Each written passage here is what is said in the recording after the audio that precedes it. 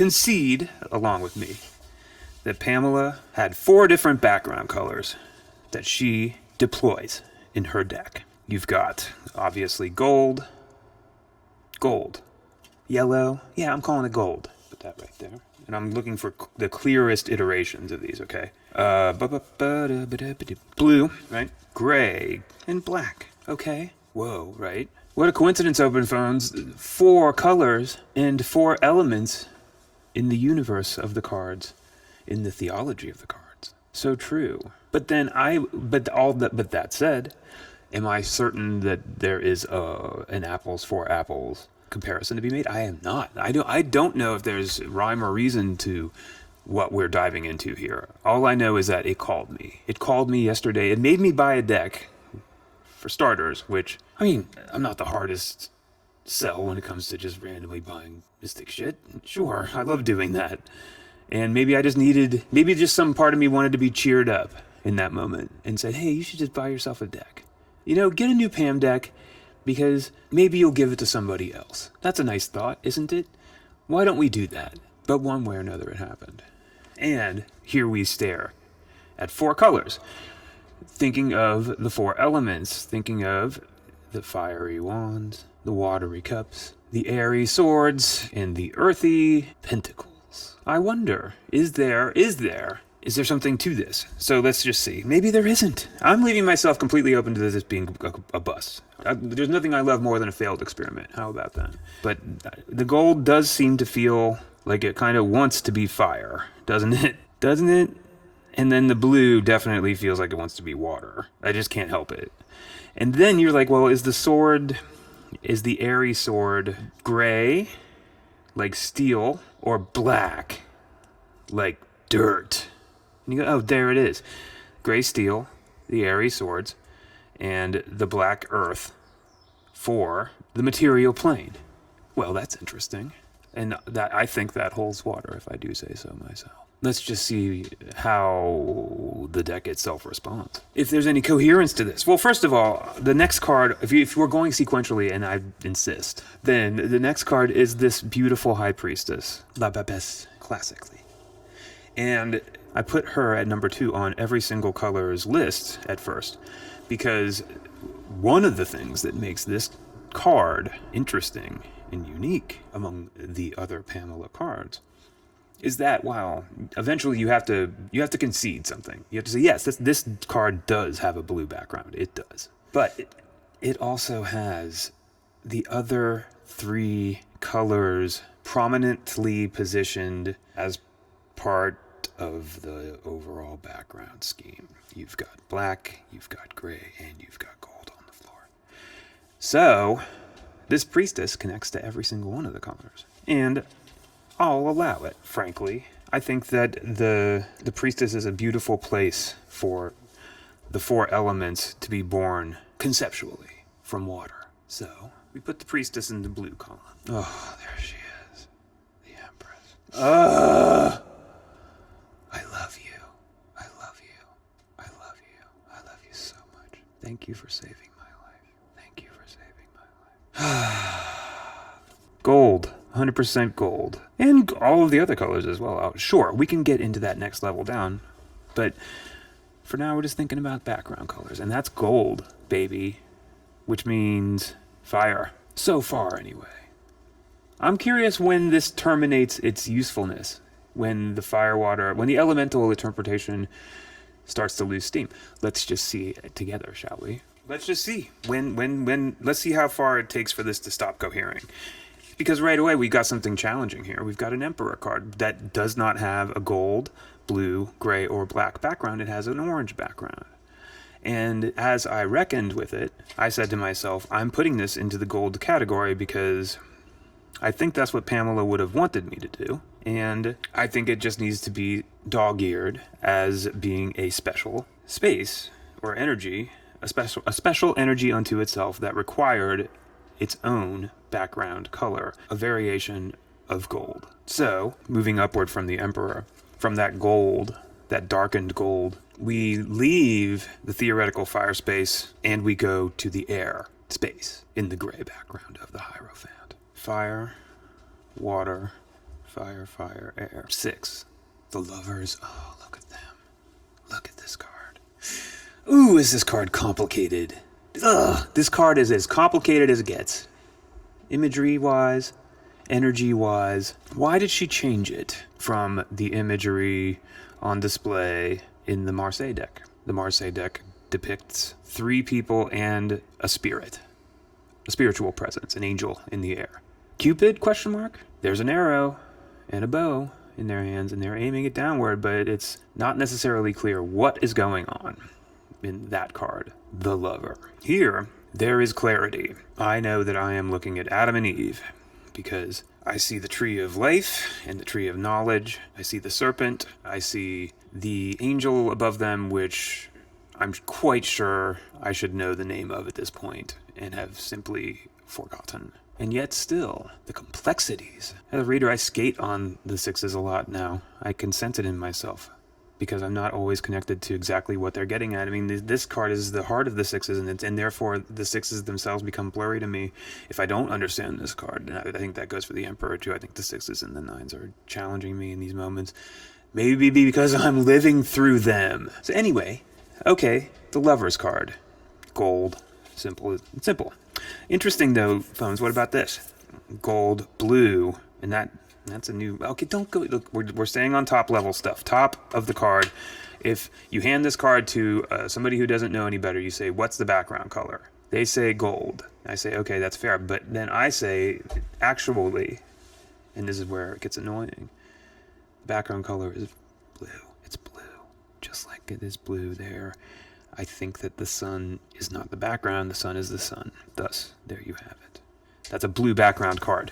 Pam snuck that one by me yesterday. I need to amend my list right now so that the gold backgrounds no longer contain the number 6, delete, and the blue backgrounds contain number 6. And that changes the balance of blue and gold cards in the majors. Is that right? Yeah, man. Yeah. Yes, actually. Good Lord, isn't that something? In my initial tally, I had it at 8 gold, 7 blue, 5 gray, and 2 black. But now, it's 8 blue, 7 gold, 5 gray, and 2 black. We just solved something there in the Lover's Reckoning. That's good. That's positive. The Chariot, that's a clearly gold background. Gold background. Strength, gold, period. Hierophant, the Hermit, dark gray. See, that's a variant, but we're going to just put it a little bit off to the side. It's kind of in between. It's in between. What is she getting at? Wheel of Fortune, blue, absolutely, no question. With gray, though. Okay. Well, you're not supposed to ignore any of these details, I know. Gold, it's gold, with a whole lot of gray. And then it's gray, period. That's gray, and that's gray, and that's gray. And all of a sudden you've gone on this 3-card gray run. 12, 13, 14. And that Angel of Temperance that's so healthy has a different tone if you consider it in that gray space generated by the Hanged Man, the unnamed arcanum, and itself. Then black. So we're seeing some sequential storytelling in the backgrounds here. It's not as okay, well, it just got discipline, maybe. Like, as soon as we hit the 12 card, as soon as we hit that Hanged Man, we're moving somewhere, and we're moving towards that tower. Okay. Well, and then we arrive, boom, back in the blue. And we stay in the blue, and we stay in the blue, and we stay again in the blue, and yes, we stay in the blue all the way through the rest of the major arcana, the major arcana, until, well, and then you've got that pesky Fool card, the bugaboo of all time, and that's gold. Great. Boop. Simple, really. And there you have the major arcana, energetically organized, and I instantly feel not at all certain that any of this has an elemental attachment at all. If you absolutely force yourself to, can you make it make sense? These 2 cards, if they are attaching to the material realm because of their black backgrounds, black for the earth, remember? And it does make sense. Because the devil is an invitation to free yourself from earthly miseries, especially the kind that don't feel so miserable at first. And the tower is living through earthly cataclysm, all right? And you can scale cataclysm all the way up and down the spectrum of interpretation. It's the marvelous catastrophe, but that's happening in your real world. Black background. And that does track. And then you say, okay, well, what about this? Is this like airy? What is this then? What is this? What is gray? I look at gray and I feel negative. I look at gray and I feel neutral. I look at gray and I feel depressed. And these images don't necessarily snap me out of it, do they? But is the air meant to somehow connect to these images largely of asceticism, orthodoxy, asceticism, orthodoxy of sorts, divine severity, divine mercy. No, I mean I'm dragging that by its hair towards something. But look, okay, divine connection, yes. Divine connection, yes. Divine connection, yes. Divine connection, LOL, yes. Divine connection, LOL, yes. All right, fine. Okay, divine connection.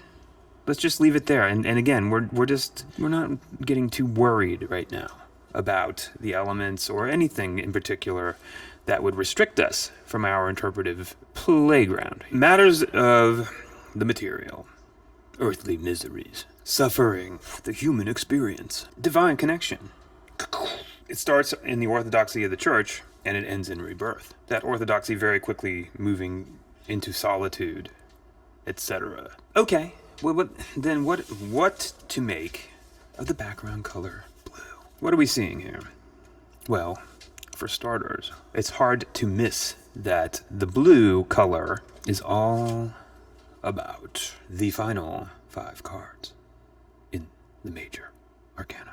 What are these cards? Well, I guess we should mention that to get to here, to this blue bountiful place, this place of clarity and beauty and promise, fecundity, joy, health, understanding, enlightenment. These are all, and I'm just saying a prayer right now by doing this. I don't know if I have experienced full versions of any of those things through these cards yet, or through the traditions that these cards are, always bringing us towards. But I sense them in there. I sense them within. Enough to be here now doing this instead of watching sports or something. Blue, blue, blue, blue, blue. I'm going to move from the top down. I'm going to move downward from above. Heaven desires a universe and thus gives birth to the sun and the moon, the father and the mother of the universe. Their child, the star, provides a bridge between the divine, the ineffable divine, and us. Down here, waiting for help. Oh, I hope that message comes soon, because we need some help. I think we need a little bit of help. So then, if this gray is meant to embody communication space, then that communication space could be read as happening between the black of our earthly realm and the blue of the divine realm. Well, that's interesting. But what about these cards? All right, there's still more blues. We've only done 5, importantly. Okay, 5. 1, 2, 3, 4, 5. And we've got 5 gray communicators right there. What have we got? We got to start here, because this is the bluest of all of them. Yeah, it is. And this is a very intense card. So, yeah, divinity talking here. Divinity, like banging pots and pans here. Divinity screaming here, help, or I'm here to help. But then, divinity almost overtaken by gold, which we have yet to discuss. Okay, and then finally, yes, here we have our priestess, which, as we've discussed, must have that blue background of divinity, but also encompasses the earthly and the communicative And there's that gold again, the very floor that she sits upon. So that's definitely us. This does feel on some level like it can potentially work as lines of communication. And this 100% feels to me convincingly like it is meant to evoke the divine. Ba-boom. And then here we have the gold. I'm feeling into it. Look at them. Oh, look at them. First of all, there she is. Second of all, there's the mage. Oh, third of all, that's the emperor. That's the charioteer. All of them, frontal gazes, saying something, at least to me, about direct connection. You see that also in the Justice card, that wayward 11, but not in her sister. Only her sister has a gaze. That's not true. Only her sister has a gaze leveled at a beast. But there is one more card emanating from this gold background, and of course it is the Fool, whose gazes to the sky. Fool gazes to the sky, Goddess of Strength gazes to the lion's mouth. Mouth? Maybe she just looks at the lion generally, doesn't have to pick a feature. We'll wait for this helicopter to pass. Boo, boo, boo, boo, boo, doo, doo, boo. Look, you gotta pass the time somehow when the helicopters are overhead and obscuring any ability to record audio that's clean. You can still hear them up there chopping away. Okay, so what is this gold? This gold that so clearly is meant to connect to the concept of love. For starters, what is this gold? We've got material plane, earthly reality. We've got divine energy, a bloom that flowers downward towards us. We've got what there? I've been calling it communication. Well, the communication goes two ways, doesn't it? Maybe that's the thing that was giving you a little stickiness. This is a depiction of a hallway between this and this. Okay, great. What then is this? It's the human soul. It's the human soul, isn't it? It's the human soul.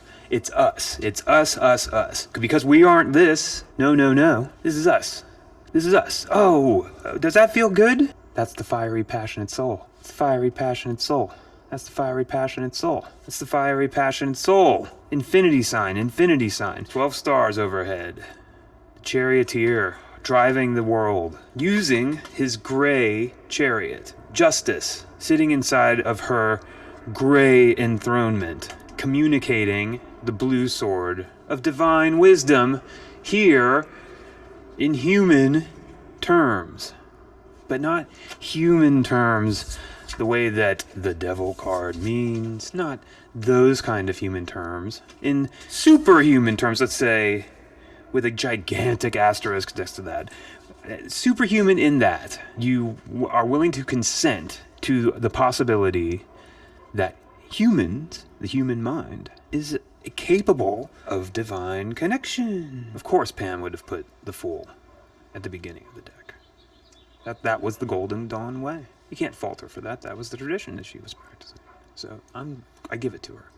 It makes even more sense with the Fool at the very beginning, because then what we're seeing here is the unbound human spirit in potential, limitless, infused with divine power and awareness, brought into the world, given form and focus, given life, given the power to manifest that life, to materialize, to actualize, and then the power to guide one's own fate. The human soul, eventually reaching a place, oh, I'm so sorry, in the Pam deck, that 7, transitioning directly from this chariot to that powerful divine strength. The active and the passive joining and balancing. And then ultimately at 11, in this deck, equilibrium. Empowered equilibrium. The equilibrium of the mage. So then, the proposition becomes, in the Pamela deck, specifically, the gold is human spirit, soul. While the helicopters pass, I will work on my card geography. So, 1, 2, 3, 4, 5, 6, 7. 1, 2, 3, 4, 5, 6, 7, 8 equals 15 plus 5 equals 20, 21, 22. Human divinity, divine divinity, modes of communication. I mean, there is a lot of work to be done inside of what I just said. Modes of communication, Is that right, Open Phones? Would you care to elaborate? No, actually, I'm going to park that there for now because this is getting long. Modes of communication and hell. Essentially, I think that might be what she's kind of saying. And hell, where we live right now. This is us now. This is the newspaper, baby. This is what it is to not know God. Pam's telling us something, isn't she? And then she's telling us something here. She's telling us something about getting out of here. I think everything is about getting out of here, by the way. Isn't everything in the deck ultimately about escaping from these two cards? You can create all the gray area you want with that devil card. Go for it. Or the tower. There's tons of gray in there, that's for sure. But I don't think that gray is pointing towards ambiguity. I think it's pointing towards these cards, these gray backgrounds. I think that's what Pam is pointing us towards. Escape. Escape. Escape. Escape is one word, but it doesn't necessarily hold its water all the way through these 5 cards. This, yes, I must escape.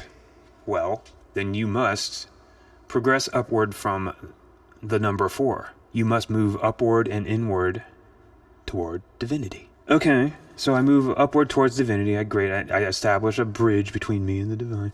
And then, now that I've got access to the blue from this perspective, importantly, I can move upward, bridging the gold and the blue, and creating the harmonious double empress unity of the lovers. That tracks, that tracks, that tracks, that tracks, that tracks, into the lovers, and then into the chariot.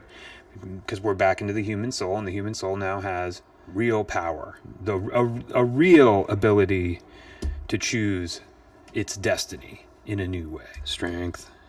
Real strength emerges. The human soul grows up from that lover card, which only arrived here because of the 5, and thus because of the gray. So, after graduating from strength, we move to a darker gray. We're back in communication with that blue, but we're somehow even more calibrated in the direction of darkness. What does this mean? What does this mean? I'm asking. What does it mean? I don't know. The hermit here with his lantern. I think this hermit is suggesting that we're finally moving into a place of real darkness within ourselves, potentially. Look, I admit I still struggle with this card. I don't think I understand it yet.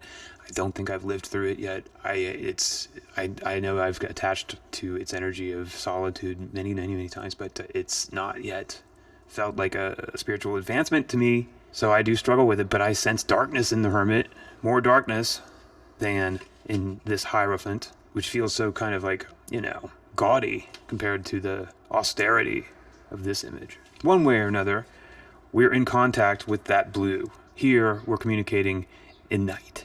How about that? Does that track? Here, we're communicating with the divine in the evening. And we're communicating from a place of advanced wisdom.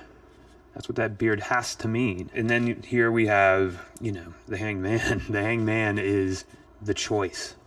The choice to communicate with that blue energy. With that, and also here, with the human divine connection as embodied in that gold. And with that blue shirt on connecting to, yes, divinity in the symbolism of the deck. Boom, boom, boom. And that red has to mean active, active, active. Of course it does.